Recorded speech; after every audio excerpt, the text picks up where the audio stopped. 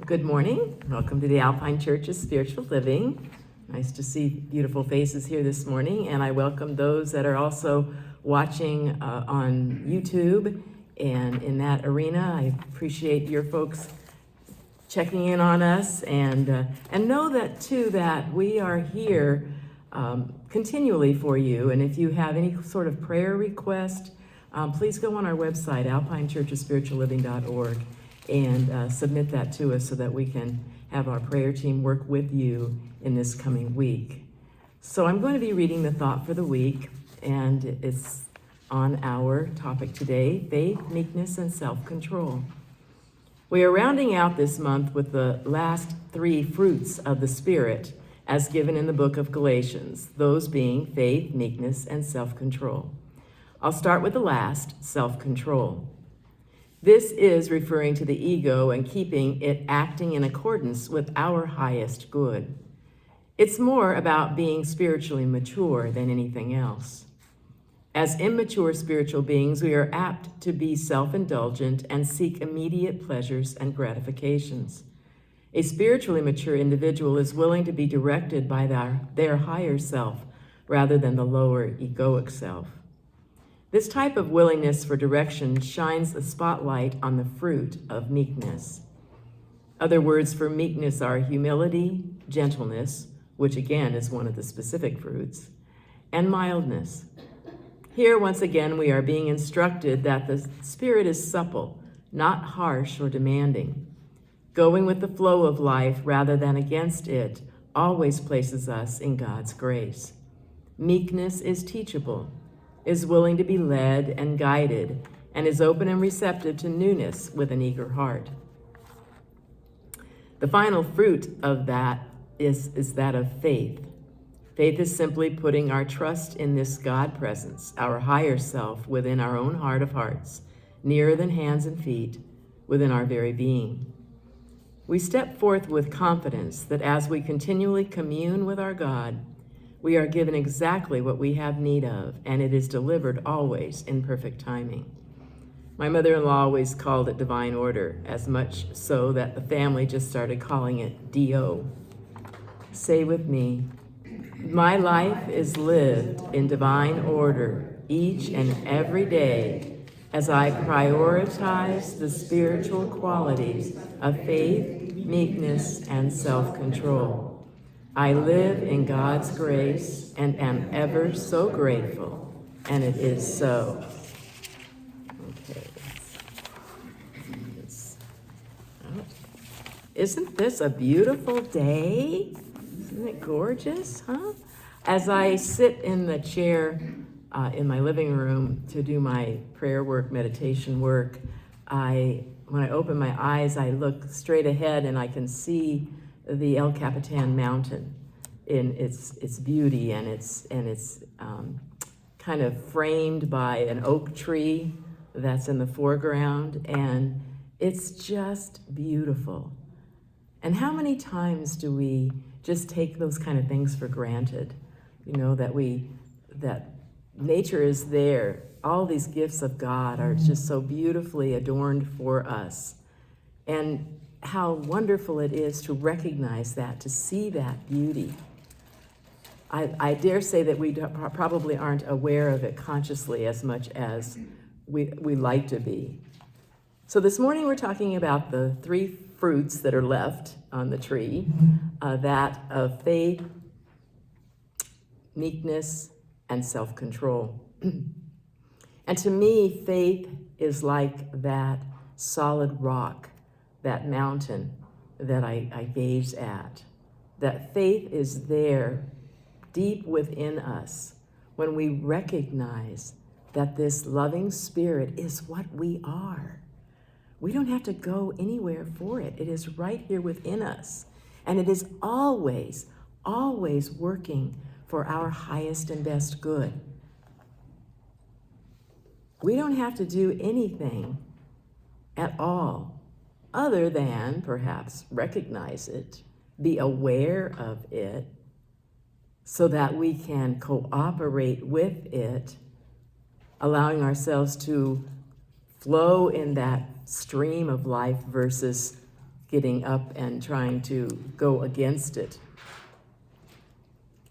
So the first one that I'd like to look at this morning is a gift, so to speak, in the challenges that we have in life. Because when we have challenges, that's when we want to bring forth the faith that we have deep within us, that there may be something else going on here that I am not consciously aware of at the moment. And as we do that, life becomes easier. Not that it's going to be without challenges, not that it's going to be without frustrations and trials and tribulations. That is part of life. I, at Christmas time, had an unexpected gift, quote unquote, given to me that at the time I didn't really want to receive. And basically I have as one of my things to do in my list as the Anton treasurer was to send out gift cards to the 3 people who provide services for us that work with our board. And so I did that. I was told to get $250 Visa gift cards and mail them on a Christmas card to these 3 people. And I thought, I can do that. I did that. And I decided that I would send them certified mail so that they could be kept track of. I mean, it's $250 here in this envelope. And so the first 2 people received them, one in Phoenix and one in Florida, and no problem. Oh, thank you so much. The 3rd person, no thank you, didn't hear anything. And finally I asked, did you receive something in the mail from us? And he said, no. I said, oh gosh, okay, well then I sent something certified, so I'm going to double check on that, and you can check on your end. And so days went by, and days went by, and weeks went by, and weeks went by, and no delivery. We called, went down to the post office, we've got a tracking system down, all of these things were in place, and still no card. I finally, as we've been studying, let it go and just decided that it's in its right and perfect place, but at this moment, I don't know where that is. And I felt very much of a responsibility and onus to get this person this gift. You know, why should they have to wait? It was February, for gosh sakes. And so I thought, you know what, I don't want to put anything more in the mail. Just how can we do this? So I just took $250 out of my checking account, put it in his PayPal account, voila, done, got it done. And let it go. I just thought, wow, yay, okay, now he can go shopping, now he can have his gift, which he deserved tremendously. So, and lo and behold, it was about 2 weeks ago now, I get the mail out of our post office at Anton, it's down in La Mesa, open up the mailbox and I'm like, guess what? This is my handwriting on here. This is a card that was supposed to go to John, but somehow or another got returned to us at Anton with the $250 card enclosed. Honestly, I have to say, I was beginning to think that somebody in the post office had sticky fingers. But no, it was returned, so now I get to go shopping with $250. But it's amazing when you think about how life turns out. And at the time, sometimes we have no clue, and we can get so frustrated and we can get so upset because it's not going the way that it's supposed to go or should go. And there may be something else involved. This letting go process is amazing, I will have to say, because it lets us live in the now moment. And what fun it was to actually get that gift card back in the mail at the right and perfect moment, at the right and perfect time.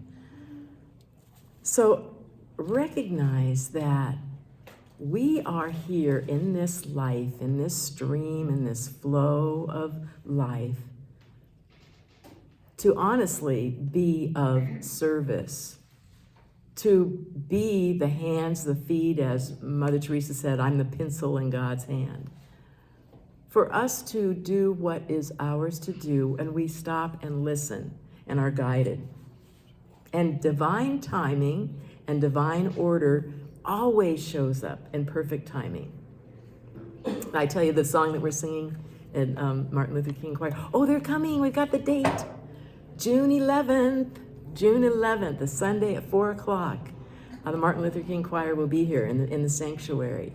And one of the songs we're singing is Jesus is a Friend of Mine. Have I told you that one? Mm-hmm. Jesus is a friend of mine. He may not come when you call him, but he's right on time. He may not come when you call him, but he's right on time. How true that is, that we are waiting here, meek, open, receptive, having the faith to know that this God energy is always for us. There's a calendar page that I saved. You know, we put these calendar pages in your programs every week, and some of them I kind of keep back and save for myself. And one of them was a Wayne Dyer one, and it said, when we make the shift away from attachment, the influence of our ego fades. We replace attachment with contentment. We replace attachment with contentment. That same sort of letting go, that same sort of accepting what is. The other fruit we're talking about today is self-control, and that means the fact that we're letting go of that small egoic self so that there is room for this beautiful higher self to act through us. We all yearn for contentment. There's no reason that life has to be hard, has to be a gruesome type of thing, when at every moment we can just recognize that there is a loving presence, this beautiful Jesus that's been given to me to remember that I and the Father are one. That meekness that comes forth as that third fruit is one to me, as I think of it, as Mary, Jesus' mother, that she was chosen for her meekness, for her mildness, for her accepting, not understanding how in the world this can happen, but just to be the handmaiden of God. That meekness, that teachable, pliable, supple type of being. How do they have in common all of these three? The faith and the meekness and the self-control? I think they all have in common that willingness to allow the Spirit, this infinite Spirit, to live through us. Life is about change because it's infinite. Just when we think that we're on top of it and we've got it all handled, something will bring us to our knees so that we can once again rise.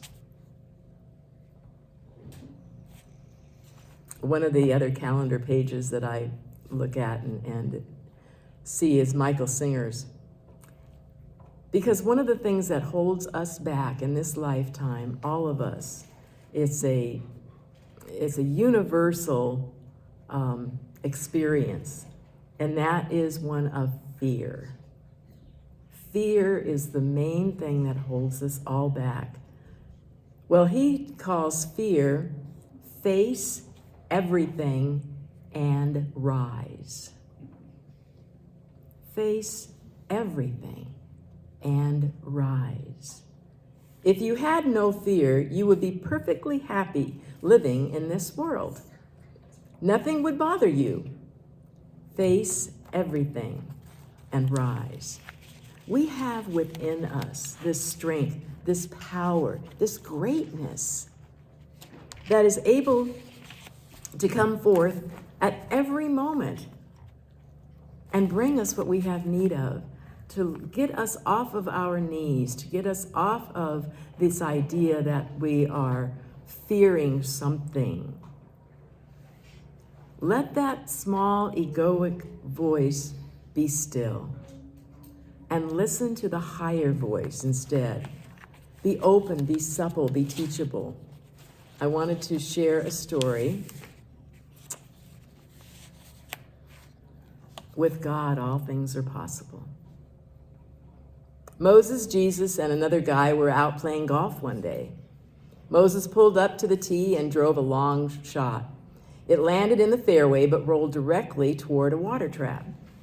Quickly, Moses raised his club. The water parted and it rolled to the other side, safe and sound.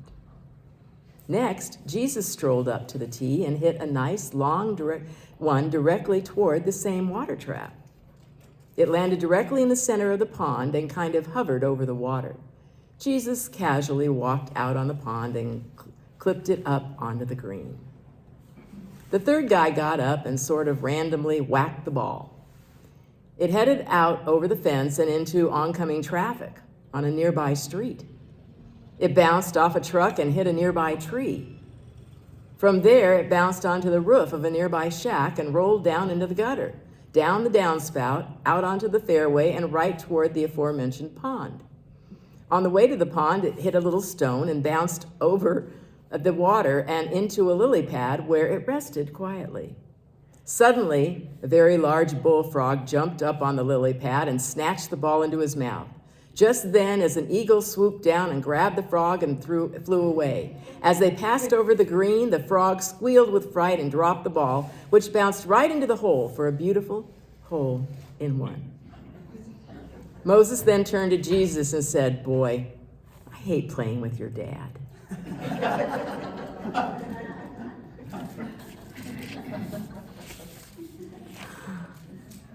With God, all things are possible. We need to remember to let God lead us and guide us and give us all of these fruits of the Spirit that will satisfy our souls deeply. I wanted us